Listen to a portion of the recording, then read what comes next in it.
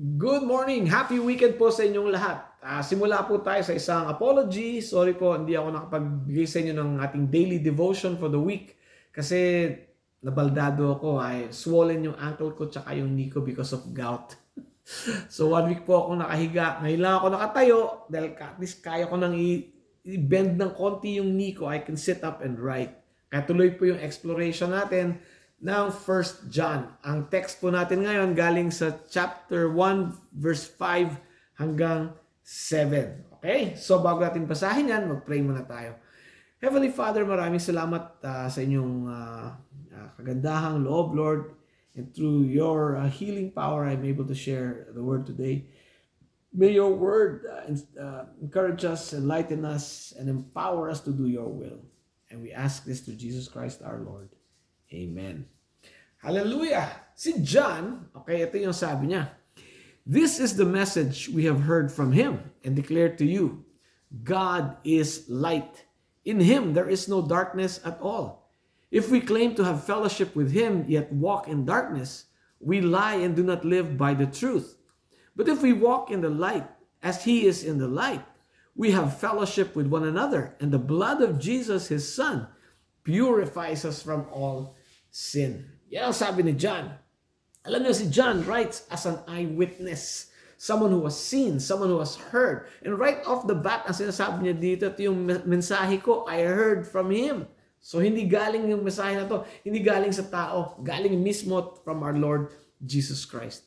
And here's the message. Sabi niya, God is light. Yung light kasi symbol yan ng goodness, di ba? Symbol of goodness, kindness, righteousness, purity, love, faithfulness. At yun ang metaphor o symbol na ginagamit ni John sa Panginoon. Okay? Bakit niya ginamit yon? Kasi ito yung nature ng Panginoon. By nature, ang ating Panginoon, our Heavenly Father, is good, gracious, kind, loving, faithful. Yan siya, yan yung kanyang natural. No? Parang orange. Pag ni-squeeze mo yung orange, ang lalabas, orange juice. O, di ba? Ang Panginoon din, walang ibang lalabas sa Panginoon kundi pagmamahal, kindness, generosity, purity, lahat yan. Yan lang ang pwedeng lumabas sa Panginoon. As a matter of fact, sabi ni John, in God there is no darkness at all.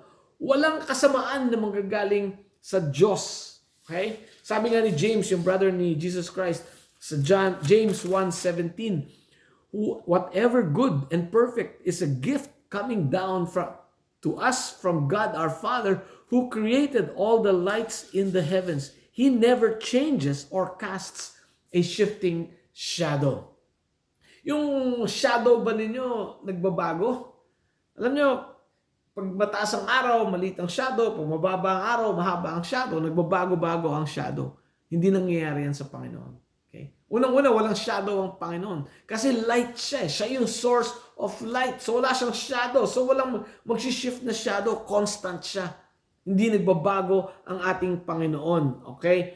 And dahil nature niya, ang goodness, gusto niyang ipagkaloob sa atin yung kanyang ilaw. He wants us to have the light of God.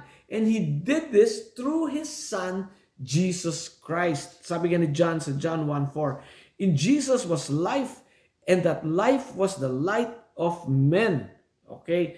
Na matatanggap natin yung light of God only when we surrender our life to Jesus Christ as our Lord. Okay? Then we can have fellowship with God the Father through His Son, Jesus Christ. Walang ibang paraan to be in fellowship with God the Father. Pero ito sabi ni John, how can we be in fellowship with God, who is the light? And how can we say we live in the light, which is goodness, kindness, righteousness, and purity, and love, if we walk in darkness? Kung ang buhay natin ay buhay makasalanan, how can we walk in the light if we are walking in darkness? Ano tawag niya sa tao? Sabi niya, he's walking in the light pero he's living in the dark. Ayan ang tawag natin ay hipokrito or sinungaling. O, diba? Ano naman ang opposite niyan? Di totoo. O, diba? So, kung totoo tayo, kung totoo tayong Kristiyano, if we say we are Christians, we should live like Christians. We should live like Christ. Tapos ang goal natin is to become like Christ. To live and walk in the light. Madali ba yan? Sasabihin ko na sa inyo kagad, hindi. Mahirap yan. Okay? Kasi ang nature natin, ang natural natin is to walk in darkness. Mas madali sa atin ang gumawa ng masama kaysa gumawa ng kabutihan. Yan ang nature natin. Pag piniga mo tayo, lalabas kasamaan eh. O, di ba? Kasi nga, yun ang nature natin. Pero God has given us His light through Jesus Christ. Ito ang sabi ng ating Panginoon sa John 8:12. I am the light of the world. Whoever follows me will never walk in darkness but will have the light of life. Ang key dito is to follow Jesus. Sundin natin yung sinasabi ng ating Panginoon. Okay? Alam nyo, madaling sabihin, alam nyo, I'm a follower of Jesus. It's another thing to really follow what He says. Yung action ba? Right. So, paano natin malalaman kung ano gusto ng ating Panginoon gawin? Nandito lahat.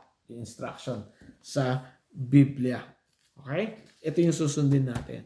Ito yung salita ng Diyos. Ito yung gusto ng Diyos. Ano yung resulta of walking in the light? Well, we are in fellowship with God and His Son who purifies us from all sin. Alam nyo, God is light and in Him there is no darkness. Okay.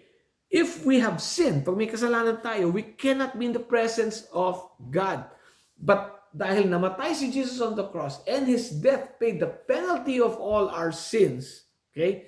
Parang hindi tayo nagkasala. At parang hindi na tayo magkakasala dahil bayad na yung kabayaran ng ating, nabayaran na yung pangangailangan ng ating kasalanan. Yan. It's as if we never sinned at all. So, sinners pa rin tayo. We're struggling to follow our Lord. We're struggling to walk in the light. Sa mata ng Diyos, technically, we are without sin. Kaya nga, the blood of Jesus Christ purifies us from all sin. Then we have fellowship with God. Then we can walk in the light. Yan. Okay, pero kailangan natin si Jesus. Kung hindi nyo pa isinusuko yung buhay nyo kay Jesus, kung hindi nyo pa na-experience yung walking in the light of God's light, pakinggan nyo ang sabi ng ating Panginoon sa Mark 1:15. The kingdom of God is near. Repent and believe the good news. Let's pray. Hallelujah, Father. Maraming salamat sa inyong salita ang nagbibigay sa amin ng karunungan, pero nagpapatungo sa amin sa katotohanan. Lord, may your light shine through us. In Jesus' name we pray. Amen. Have a great week and God bless you.